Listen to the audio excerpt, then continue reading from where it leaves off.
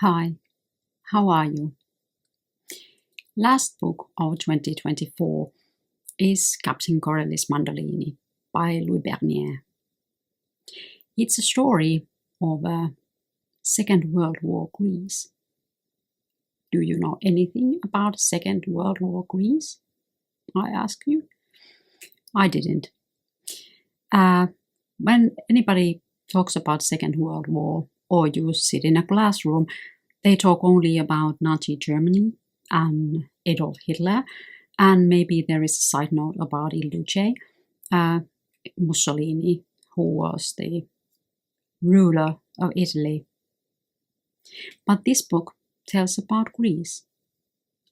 In those days, or during Second World War, Greece was occupied by Italians and by Germans, and there were Brits. And after that, there was the resistance of the Greece itself. So there's a lot of tension, and there is a lot of soldiers. And this book tells about that period of time, from 1941 on forwards till 1970s, perhaps, or somewhere around those years. Of course, there are no dates, so you just have to figure it out. This has been noted for historical novel, and it is on 19th place, I think, BBC's Big Read list, so it's quite well known. Louis Bernier, that wrote this, despite of the name, is an Englishman based in UK. He was born in 1954, so it was quite much after the time that this book took place. I didn't find in a short Google anything that would connect him to Greece, except the fact that he plays mandolin like the main character or the namesake of this book, Captain Corelli, who is Italian in this book. Well, would I recommend it or not? That's the question. This starts when this Dr. Yannis, that live in a small idyllic Greek island with his daughter, or adult daughter, Pelagia, whose mother has died years ago. And Dr. Yannis starts to write the history of the island. And there is many characters in the beginnings. There is a strong man, and there is a priest, and there is a story about gay man in army. And there is stories about the village and all different people in the village. And it's a little bit like I was questioning, is that what are all these characters doing in here and what do they have in common? So the start was a mess. I think it was a mess. And in 160, the pages 160, came in Captain Corelli. And then he was the main character with Pelagia for the next 100 pages or so. And then we got back to the other characters. So maybe it was because, of course, I didn't find out anything about this book in advance, but I had remember the posters about the movie Captain Corelli's Mandolini, and there was Nicolas Cage starting in that movie. So I somehow has assumed that it is if not a comedy, something with a good humor, but it is not.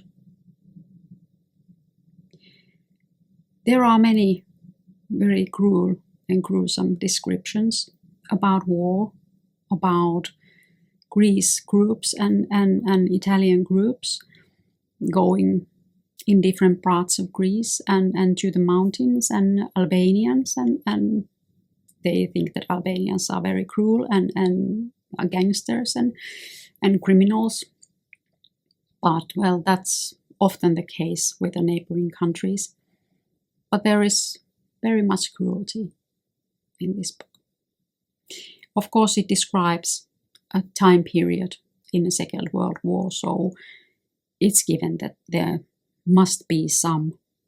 But if you think about the book and its title, and it's almost in the half of the book before the main character comes in, it's a little bit misleading.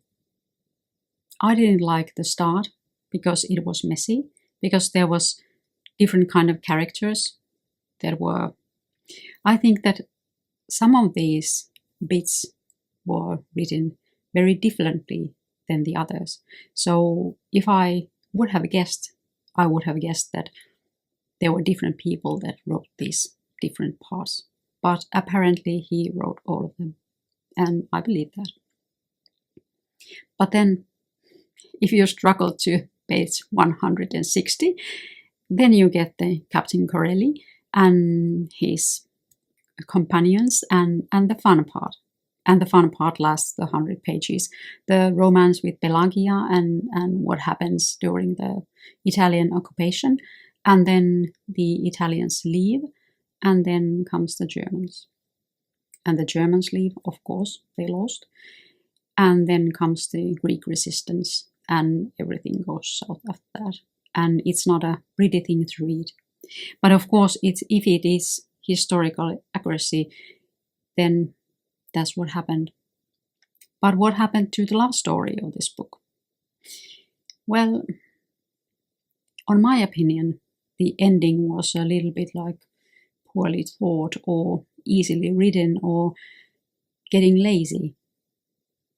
It was not the ending that I would have wanted or assumed or even felt that it was very good. But it was the writer's choice. But nevertheless, it's the one thing, or there are a few things that I remember about this book. I remember the gay man in army. I remember the frozen toes in the mountainside. And I remember the ending that was cheap.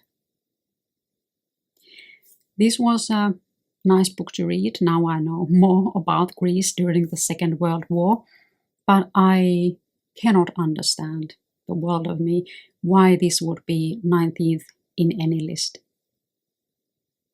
So if you want to know, be welcome and read it. But there are so many books in the world that are much better than this, on my opinion. It was still 400 pages, 300 pages, not good, 100 pages, entertaining. But it's a story, and of course there are the first part and the last part are tied together like writers should. So every character that he brings in the first 100 pages come back in the end of the book. But I don't know how crucial these characters are. Some of them are, yes. And maybe when he was writing this, he was born in 1954. So during that time that he wrote this, the idea of a gay man in army could have sold very well. But I don't know, nowadays it doesn't make any impression on me. Does it make an impression on you? You can decide yourself.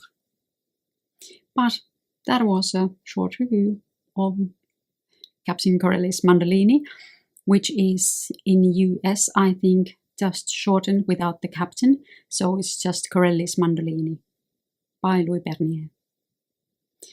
I hope you have a great day. I see you soon. Goodbye.